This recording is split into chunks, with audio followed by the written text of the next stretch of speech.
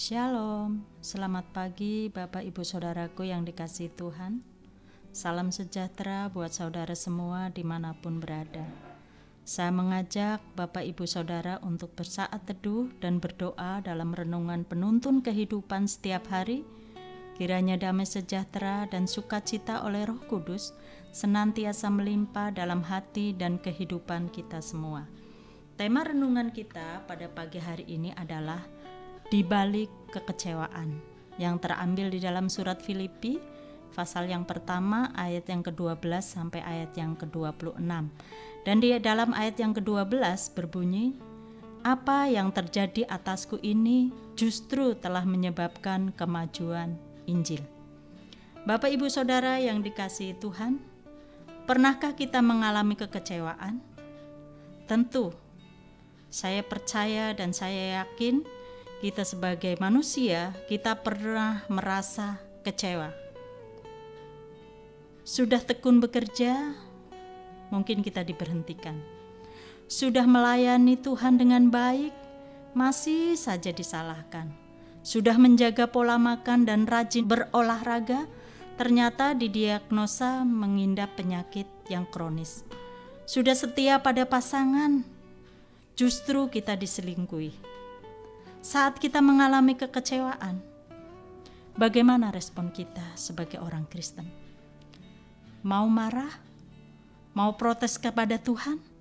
Atau kita mau bersabar dan tekun dan teguh hati karena meyakini bahwa ada sesuatu yang indah di balik kekecewaan itu? Saudara yang dikasihi Tuhan Yesus, Paulus dalam surat yang ada di Filipi ini, dia adalah si penganiaya jemaat yang berubah menjadi penginjil sejak berjumpa secara pribadi dengan Yesus. Pada awalnya kita tahu bahwa Paulus sangat menggebu-gebu menganiaya orang percaya. Tetapi kita tahu setelah Tuhan Yesus menangkap Paulus, sekarang Paulus giat memberitakan nama Yesus. Paulus berkeliling ke berbagai daerah untuk memenangkan jiwa-jiwa yang baru. Nah, ketika upayanya terhalang saat itu ia dipenjarakan, tentu Paulus sebagai manusia biasa ada rasa kecewa. Namun kita tahu, kita bisa meneladani Paulus bahwa ia sabar dan teguh hatinya di dalam menjalani kehidupannya, menjalani pelayanannya. Paulus yakin bahwa ada sesuatu yang indah di baliknya.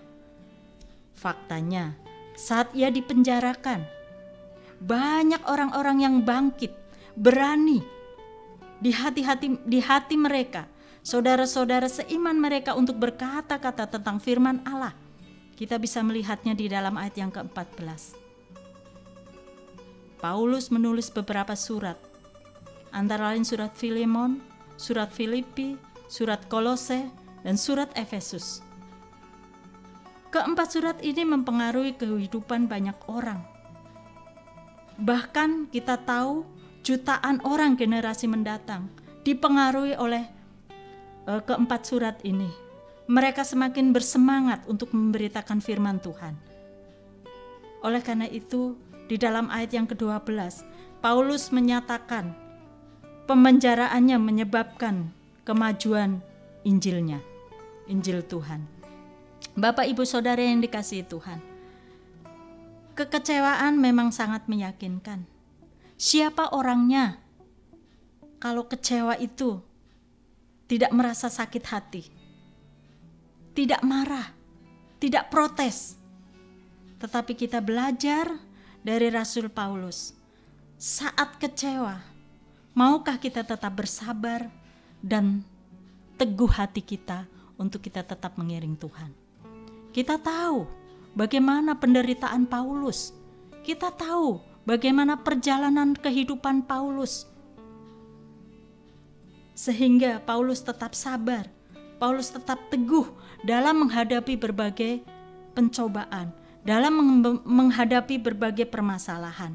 Oleh karena itu, Bapak Ibu Saudara yang kekasih di dalam Tuhan Yesus, ingat, dalam Roma pasal yang ke-8 ayat yang ke-28 Di sana firman Tuhan berkata bahwa Allah turut bekerja dalam segala sesuatu untuk mendatangkan kebaikan. Di sini Allah menyatakan kasih-Nya. Di sini Allah memunculkan hal-hal yang indah di balik kekecewaan yang kita alami. Sebagai orang percaya, sebagai orang yang percaya kepada Tuhan Yesus, dengan kesabaran dan keteguhan hati kita dapat mempersilahkan rancangan Tuhan yang lebih istimewa terjadi di dalam kehidupan kita.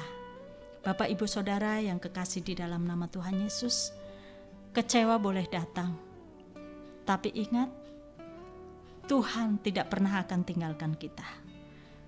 Tuhan akan turut bekerja di dalam segala kehidupan kita untuk mendatangkan kebaikan di dalam hidup kita. Amin. Mari kita berdoa. Tuhan Yesus, kami bersyukur untuk firman-Mu pada pagi hari ini. Kami tahu kami sebagai manusia biasa, mungkin kami kadang mengalami satu kekecewaan. Tetapi kami yakin dan kami percaya ya Tuhan, kekecewaan yang boleh kami alami itu akan membuat kita menjadi kuat. Karena kami tahu di balik kekecewaan itu, di balik masalah-masalah yang kita hadapi, Tuhan telah berjanji bahwa akan ada suatu pelangi yang indah yang ada di dalam kehidupan kita, yang akan kita terima sebagai orang percaya. Tuhan Yesus, mampukan kami untuk kami tetap bersabar, untuk kami tetap teguh dalam kita menghadapi satu kekecewaan, satu permasalahan, satu tantangan, satu cobaan di dalam kehidupan kita.